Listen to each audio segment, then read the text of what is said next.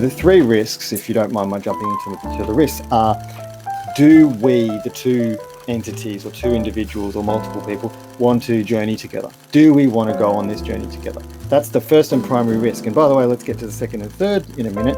But salespeople and delivery folk always want to start with risk number three. It's the third, it's the least important. Right? Are we on the road to Gondara with Monkey and Tripitaka and we're going to get the scriptures? And second one is, can we actually solve the thing? Do we want to build the shiny solution, whatever that is, change software or a thing or something else? And our credibility in that, do we have proof, blah, blah, blah, all that stuff that's important, but kind of a bit more boring than do we want to journey together? Third one, right, so there's a lot of, in that middle one around building the shiny thing, firms I've worked for have a lot of developers, and there's often things that they say like, we have the top 5% of the best developers, and I'm like, tell me a bit more about that. So we're talking about what, individual merit, and they're the best at what, writing code in a room on their own.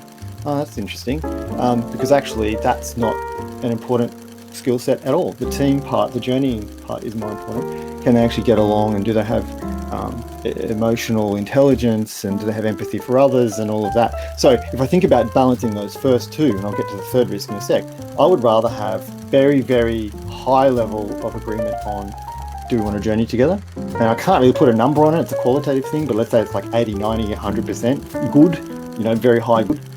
And then say we're talking about developers in this context, say they're like 75% good as developers. I'm sure some purists would be screaming, 75%, it's not good enough, we need the best. That's going to be a way better outcome than think about the reverse. Super shit hot developer or developers or team or technical merit or whatever the hell it is, but not very good at journeying together. That's going to be a disaster. So I would rather have it this way all the time. Anyway, so that's the first two. Third risk is, and do it in this order, third risk only get to the logistics, time, budget. I mean, you need to know a ballpark in the first place, but that's really, really broad. Are we talking about a big business, or are we talking about a lemonade shop stand?